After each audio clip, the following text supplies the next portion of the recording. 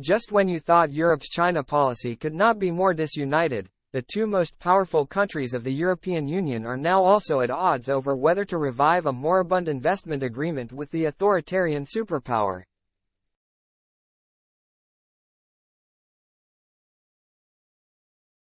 For France, resuscitating the so-called EU-China Comprehensive Agreement on Investment, CAI, is less urgent, and just not practicable, according to French President Emmanuel Macron.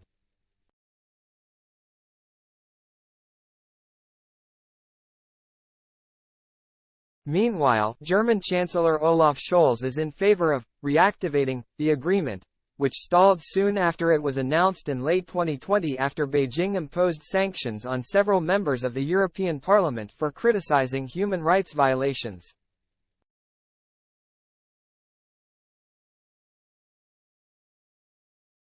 Speaking to Politico aboard his presidential plane during a visit to China earlier this month, Macron said he and Chinese leader Xi Jinping discussed the CAI, but just a little bit.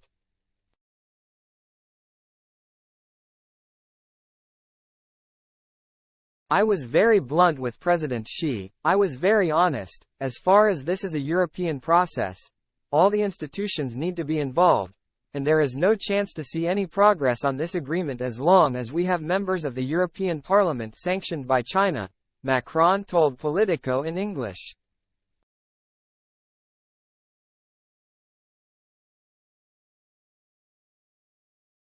Beijing has proved skilled at preventing the EU from developing a unified China policy, using threats ranging from potential bans on French and Spanish wine to warnings that China will buy American Boeing instead of French Airbus planes.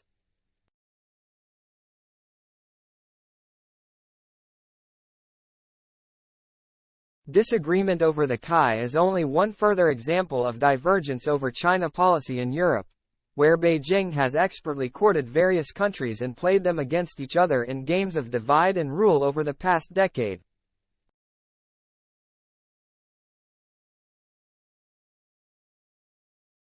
Scholz seeks CAI thaw.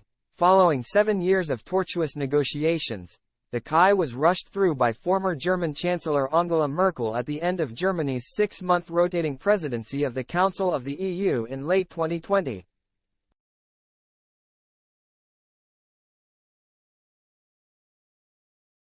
Merkel sought to seal the deal and ingratiate herself with Beijing before Washington could apply pressure to block it, causing tension with the incoming administration of U.S.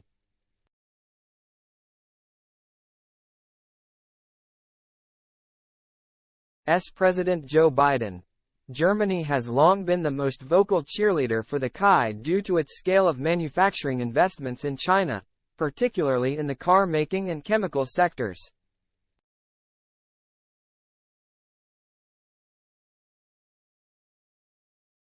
The CAI would have made it marginally easier for European companies to invest in China and protect their intellectual property there.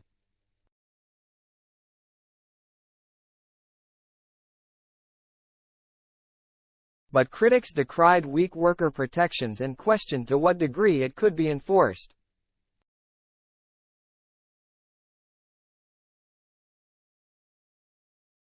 Soon after the agreement was announced, Beijing imposed sanctions on several European parliamentarians in retaliation for their criticism of human rights abuses in the restive region of Xinjiang.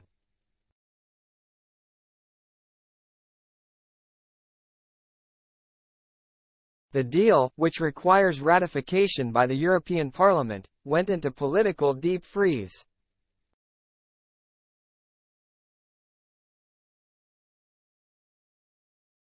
Scholz, who at times seems to mimic the more popular Merkel, would like to take CAI out of the freezer, but has cautioned that this must be done with care, to avoid political pitfalls, according to a person he briefed directly but who was not authorized to comment publicly.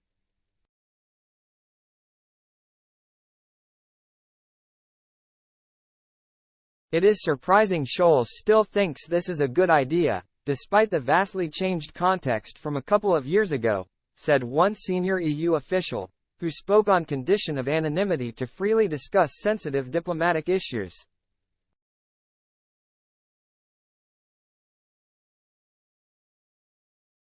EU branches split. Not only are EU countries divided on how to approach Kai, there's also a rift among institutions in Brussels.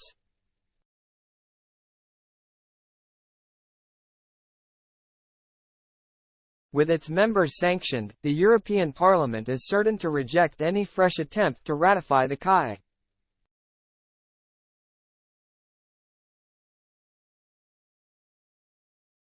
But like Scholz, European Council President Charles Michel also hopes to resuscitate the deal.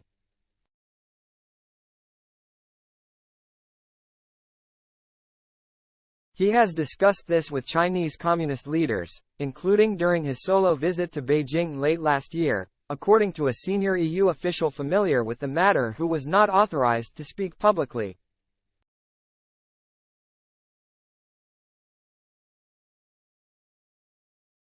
European Commission President Ursula von der Leyen, however, has stymied Michel's attempts to place the agreement back on the agenda in Brussels.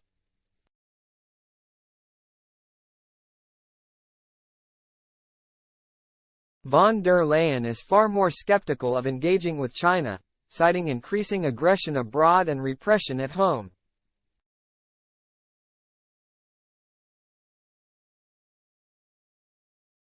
Von der Leyen accompanied Macron on part of his China trip earlier this month, but said of her brief meeting with Xi Jinping and other Chinese officials that the topic of Kai did not come up.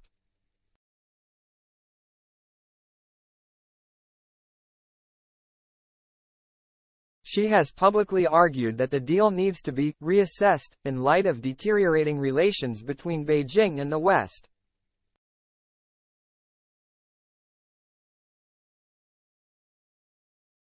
Meanwhile, Chinese officials have made overtures to Michel and other sympathetic European leaders, suggesting China could unilaterally lift its sanctions on members of the European Parliament, but only with a guarantee the Kai would eventually be ratified.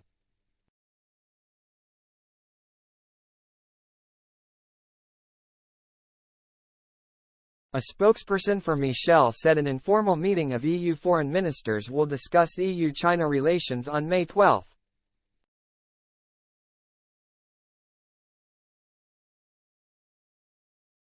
Following that discussion, we will then assess when the topic of China is again put on the table of the European Council, he said.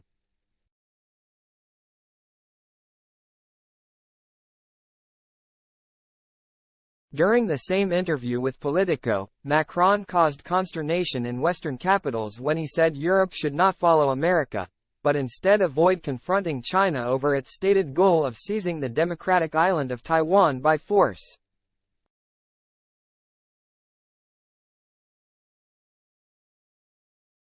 Manfred Weber, head of the centre-right European People's Party, the largest party in the European Parliament, described the French president's comments as a disaster.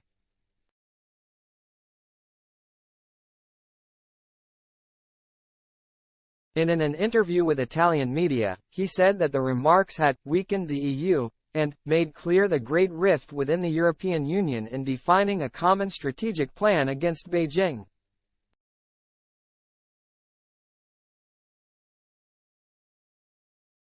Quote,